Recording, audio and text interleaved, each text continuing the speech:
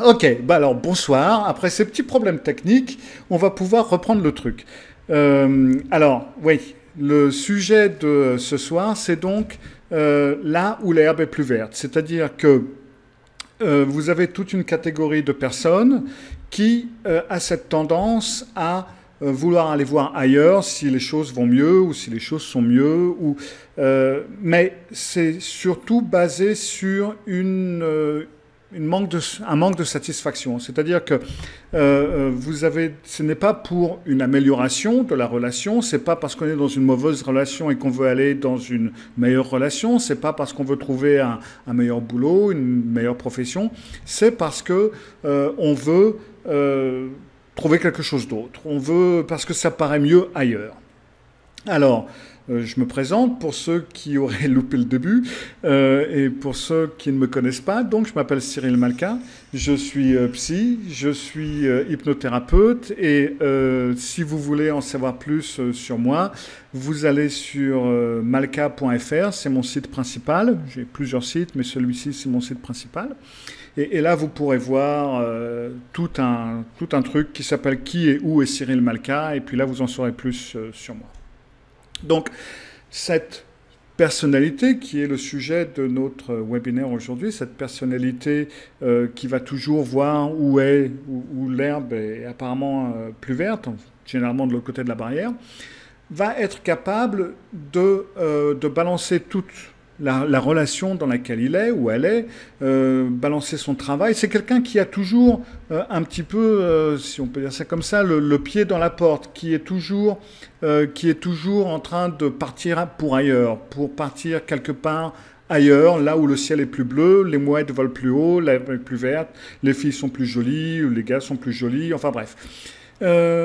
Donc, cette personne sera capable, en fin de compte, de tout balayer, de tout balancer pour avoir une amélioration qui généralement ne se produit pas. Alors, il y a plusieurs points importants sur lesquels je vais passer, dont je vais parler, qui justement ont attrait à exactement cette personnalité. Alors, le premier point, ça va être la projection. Puis il y a le point de la fantaisie et il y a le point de la peur. Ce sont les trois éléments principaux de cette personnalité. Alors on va les prendre à l'inverse de ce que je viens de dire, si ça ne vous gêne pas. On va commencer par la peur. C'est l'une des raisons principales ou c'est l'une des pièces principales de la personnalité de cette personne qui voit toujours l'herbe plus verte de l'autre côté de la barrière. Ça va être une peur d'être prisonnier ou prisonnière d'un engagement. C'est quelqu'un qui va avoir peur d'être bloqué à un endroit, d'être bloqué dans... En fin de compte, pour ce genre de personne, même un CDI, ou justement un CDI, c'est quelque chose qui va lui faire peur. Une relation durable, c'est quelque chose qui va lui faire peur. Cet engagement, cette idée de devoir être et rester à un endroit ou de devoir s'investir à 100% dans quelque chose, que ce soit une relation, que ce soit un travail, que ce soit n'importe quoi, ça lui fait une peur presque panique sur certains points. Ça peut aussi venir d'une peur de l'ennui, parce que ce genre de personnes peuvent avoir l'impression, en fin de compte, que quand on entre dans une relation, ça devient un quotidien. Qu'on le veuille ou non, quand on commence une relation, il y a toujours, on est toujours un petit peu monsieur 100 000 volts. Les choses se passent vachement bien, il se passe beaucoup de choses, on boit du champagne tous les jours, et puis on fait l'amour tout le temps, enfin bref. Mais petit à petit, il y a quand même si on peut toujours rester très actif et si on peut vivre la vie, il y a quand même un certain quotidien qui s'installe, on commence à se connaître, on se connaît de plus en plus. Pour beaucoup de personnes, c'est un avantage parce que ça fait qu'on se connaît de mieux en mieux et ça fait du bien de vivre avec une personne qu'on connaît bien. Mais pour ces personnes-là, au contraire, ça va leur faire peur. Parce que ça devient une routine, ça devient un quotidien, ça devient des choses qui reviennent constamment. Et ça peut les faire paniquer un petit peu. C'est aussi, ou ça peut beaucoup être, une peur d'une perte d'indépendance ou d'individualité. ce sont généralement des personnes qui ont un ego, c'est-à-dire une personnalité visible, qui est très fragile.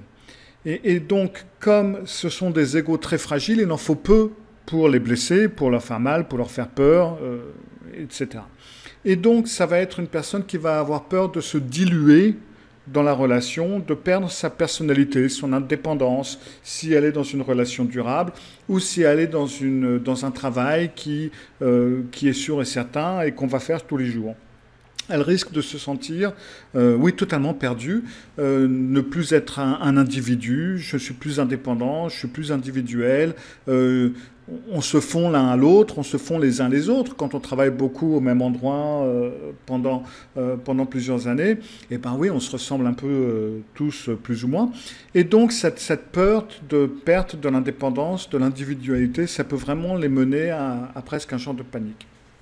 Et puis, ils ont donc une peur d'être opprimés, d'être oppressés, si les choses, d'avoir une pression à devoir faire certaines choses, à devoir aller à certains endroits, etc., etc. Alors, il y a plusieurs peurs. Il y a des peurs que je n'ai pas nommées ici parce que je n'y ai pas vraiment pensé, mais ce sont dira-t-on, les quatre peurs les plus communes, mais ce ne sont pas les seules possibilités. Surtout, là où commence vraiment, où les problèmes commencent, c'est que dans toute relation, que ce soit une relation amoureuse, une relation amicale ou une relation de travail, eh ben, la solution pour se sortir de ce genre de situation, c'est justement de trouver un compromis. C'est-à-dire, on se met d'accord sur, je laisse un petit peu de terrain sur ce point-là, je laisse tomber un petit peu ici, et puis toi, tu laisses tomber un petit peu là, enfin bref. Donc, on fait des compromis, on laisse aller certaines parties de sa personnalité peut-être, mais surtout certains des choix que l'on aimerait faire. On ne peut pas toujours avoir tout ce qu'on veut. Aller au compromis, ça veut dire que, on ne peut pas avoir exactement la solution qu'on veut, mais on trouve une solution où on n'est peut-être pas content, mais tout le monde est satisfait. Et le compromis, pour la personne qui a ce genre de personnalité, c'est ce qu'ils ressentent un petit peu comme un sacrifice oppressif. Ils se sentent, à partir du moment où ils sont obligés de laisser un petit peu de terrain, quel qu'il soit, ils vont sentir que pour eux, c'est un très gros sacrifice. Même si pour vous ou pour les autres, ça peut paraître être une chose tout à fait bénigne, sans importance, un petit truc, quelque chose de tout à fait normal, et ben pour eux, ça va vraiment être un énorme pas, ça va être une partie de leur personnalité qu'ils ont laissée sur le terrain ou qu'ils ont laissée sur la table, et pour eux, c'est vraiment un gros sacrifice et c'est un gros souci. C'est justement parce que, comme je l'ai dit il y a quelques minutes, ils ont donc cet ego, cette personnalité qui est très très fragile, et en fin de compte, ils ont un petit peu l'impression que s'ils donnent ici, que s'ils donnent là, après, eux, ils n'ont plus rien.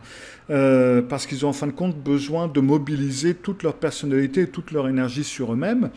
Et donc, de cette façon-là, ils n'aiment pas trop en donner parce qu'ils ont peur que s'ils en donnent trop, que leur personnalité ne va plus tenir debout, ne va plus être entière. Donc pour eux, le compromis, c'est le sacrifice oppressif.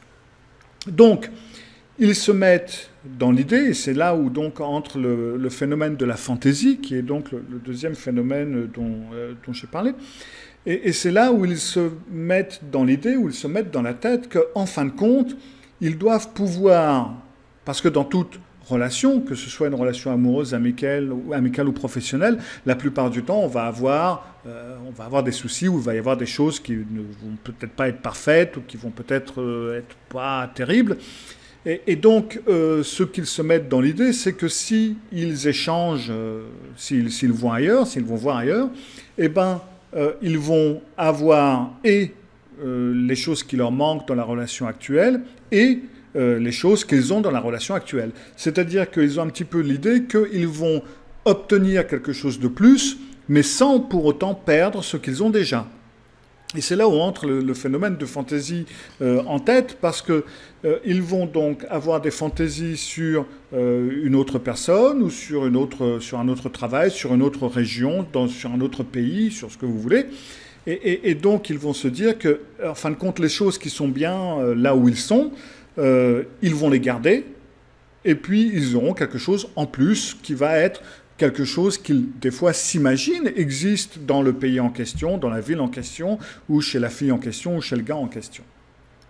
Et c'est donc là où entre cette histoire de la fantaisie, donc qu'on va avoir ce qu'on n'a pas, sans pour autant perdre le positif qu'on a déjà. Maintenant, si c'est le cas, disons que monsieur ou madame X quitte sa relation pour aller dans une autre relation en s'imaginant que les choses vont aller mieux parce qu'on ne va pas perdre ce qu'on a déjà, etc. Alors, au début, que ce soit une nouvelle place, que ce soit une nouvelle relation, que ce soit un nouveau pays, une nouvelle ville, ce que vous voulez, la plupart du temps, on vit une lune de miel. Cette lune de miel, elle peut durer quelques semaines, elle peut durer quelques mois, elle peut durer que quelques jours, des fois, où tout est beau, tout est gentil, tout est fantastique, tout est incroyable. Enfin bref, on est dans un rêve. Et lorsque l'on vit dans cette lune de miel, bon, ben, tout va bien. Mais maintenant, ben, le quotidien, en fin de compte, il s'amène aussi dans la nouvelle ville, la nouvelle place, la nouvelle relation. Enfin bref, le quotidien arrive aussi, et là aussi, on commence encore une fois, à avoir certains manques, qui peuvent peut-être être différents des manques qu'on avait au départ. Et là, il est donc, généralement c'est relativement souvent, qu'on peut revoir sur l'ancienne relation, l'ancienne place, l'ancien pays, l'ancienne ville, enfin bref, vous m'avez compris, et puis se dire qu'en fin de compte, l'herbe, elle était en fin de compte plus verte là-bas qu'elle l'est ici tout d'un coup. Et donc on veut ressauter le pas et revenir en arrière. Ou aller de l'avant dans une nouvelle relation, dans une nouvelle ville, et dans un nouveau pays, bref. Maintenant, le problème, là-dedans, c'est nous-mêmes. Enfin, si on veut dire la personne qui a ces tendances, c'est elle qui a ce fameux problème. Et là où dira-t-on, arrive la troisième phase, c'est comme ça, si on peut appeler ça des phases, mais ça va être la phase de la projection.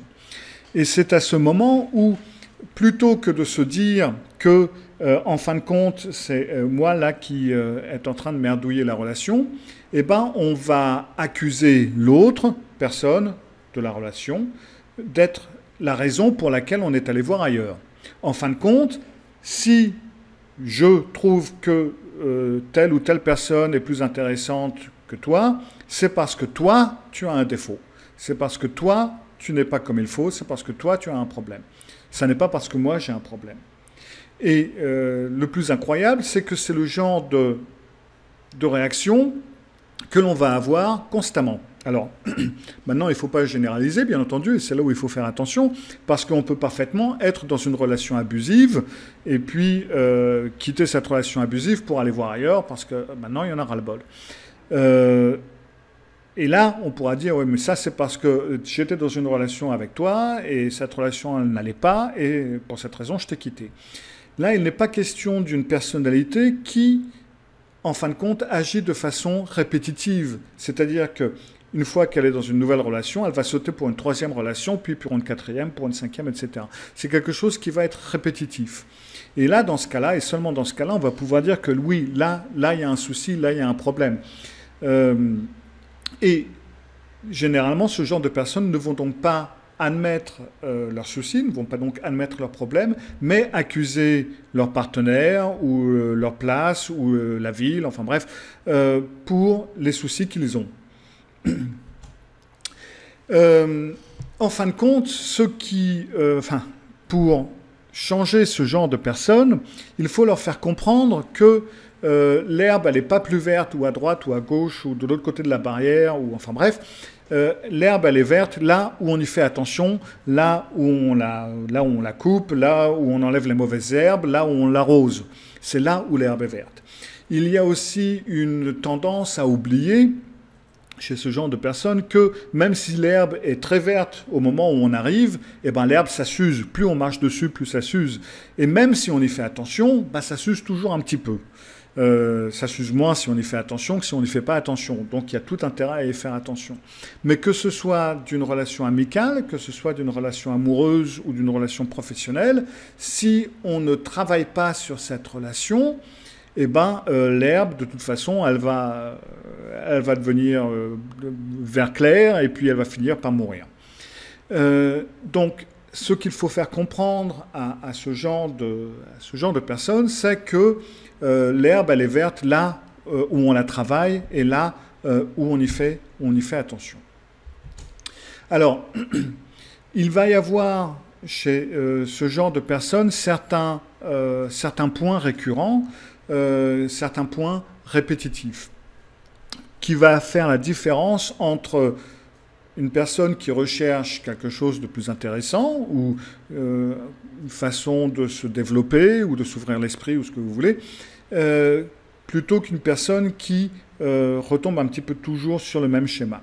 Alors déjà, il y a justement ce symptôme de répétition. Si vous voyez qu'une personne vraiment répète ce genre de syndrome, de comportement, que c'est vraiment, elle n'est jamais satisfaite, où qu'elle soit, dans quelque relation qu'elle soit, il y a toujours quelque chose qui ne va pas. Là, on peut se dire que ou c'est une personne qui vraiment n'a pas de chance, ou alors, là, il y a un truc. Et les personnes qui n'ont vraiment pas de chance, c'est quand même relativement rare, à moins qu'elles recherchent vraiment les situations à ne pas avoir de chance. Mais là, ça, c'est encore une autre question et une autre solution.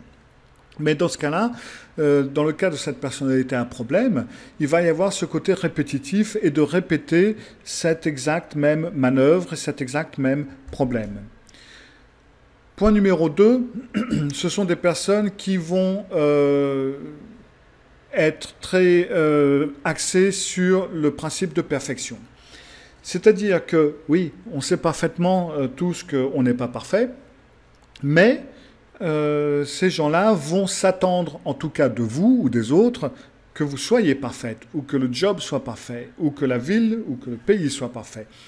Et quand quelque chose ne va pas, ou s'il y a donc une imperfection, chose qu'il y aura nécessairement, eh ben, c'est un gros problème. Donc, on va voir chez ce genre de personnes une espèce de syndrome de demande, d'exigence, de perfection. Et puis, il y a aussi ce syndrome de vouloir le beurre, l'argent du beurre et le sourire de la crémière. C'est-à-dire que ce sont des personnes qui peut-être peuvent avoir une tendance à vouloir tout de tout le monde, tout le temps. Et là, dans ce cas-là, c'est un fait que du fait où peu de personnes peuvent donner tout le temps et constamment, eh ben les choses vont finir par mal se passer. Et enfin, il y a cette idée de vouloir absolument fuir la situation, de ne pas vouloir être attaché ou rattaché à quoi que ce soit, de ne pas vouloir s'engager ou de ne pas vouloir s'investir dans une relation quelle qu'elle soit. Ça peut avoir plusieurs raisons. Ça peut être parce qu'on s'imagine qu'on ne va pas tenir le coup. Ça peut être parce qu'on s'imagine qu'on n'est pas suffisamment bien, on n'est pas suffisamment parfait. Enfin bref, on peut avoir beaucoup de raisons pour ces différentes raisons. Puis nous avons un petit peu pour si on peut dire ça comme ça, pour une vue d'ensemble, ça va être en général une insatisfaction. Ça va être une insatisfaction à la situation actuelle, c'est une insatisfaction de la vie dans laquelle on est et de la vie en général. Tout ça, ça vient un petit peu d'une idée générale d'insatisfaction et d'insatisfaction constante. Alors, comment agir, comment réagir vis-à-vis de ces personnes-là?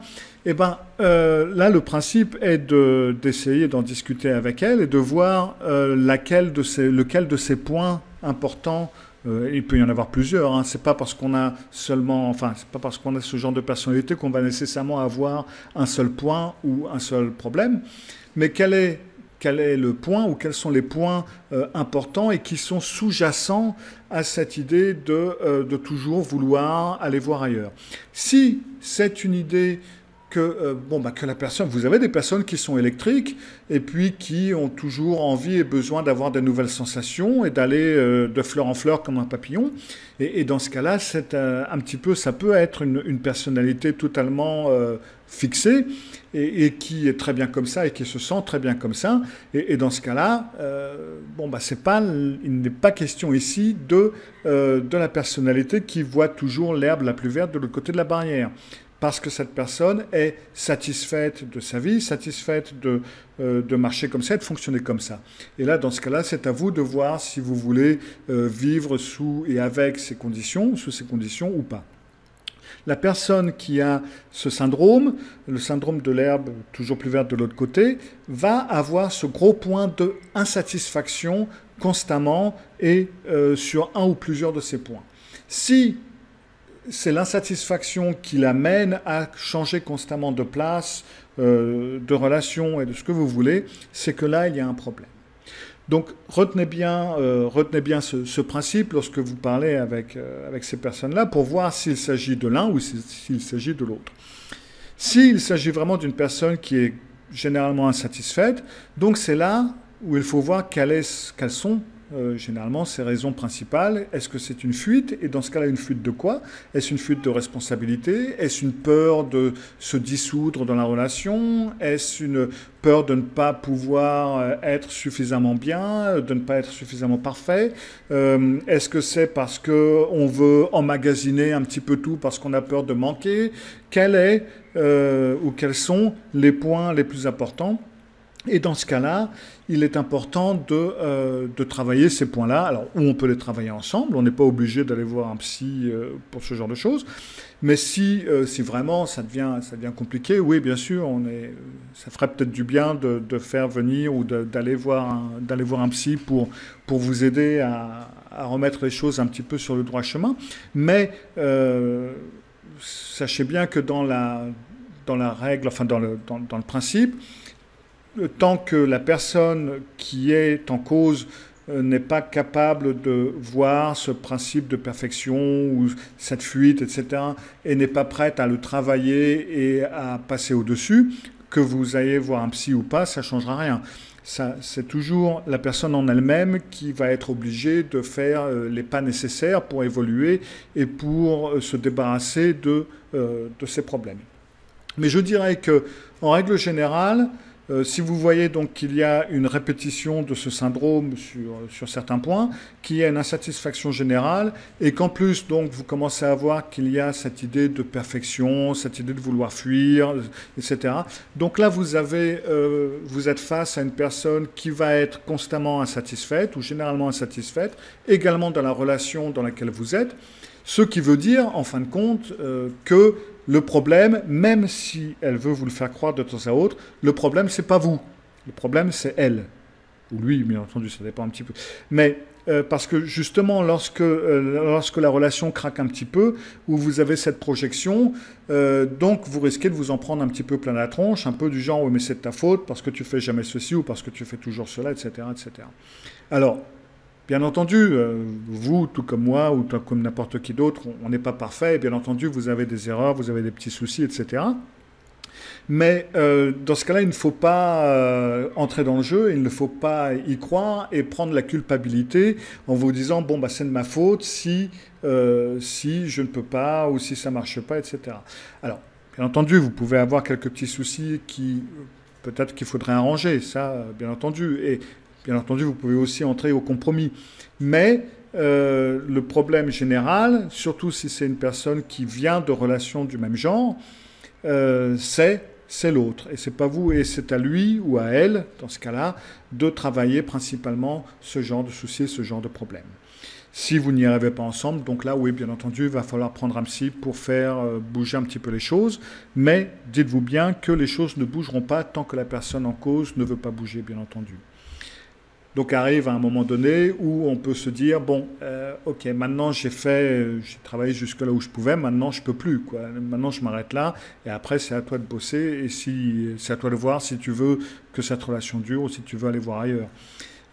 Parce que tôt ou tard, si cette personne ne veut pas changer et qu'elle risque donc de changer de relation, vous risquez, vous, de culpabiliser, etc. Et c'est pas tout à fait, enfin, et ça on n'en a pas besoin. Voilà, c'était donc le webinaire d'aujourd'hui. J'ai été obligé de faire un petit peu court parce qu'à cause des soucis techniques que nous avons eu au début, et je ne veux pas que ça dure un petit peu trop longtemps parce que je ne veux pas trop vous barber. On va espérer que la technique nous sera plus clémente d'ici une petite quinzaine de jours, où je tiendrai un autre webinaire. Si vous avez des questions, si vous avez des envies, si vous avez des sujets qui vous intéressent, vous n'hésitez pas, vous m'envoyez un petit mail à cyril@malka.fr et puis je verrai ce que je peux faire pour vous. Mais sans ça, je vous dis au revoir, bonne soirée et à bientôt pour un prochain webinaire. Au revoir.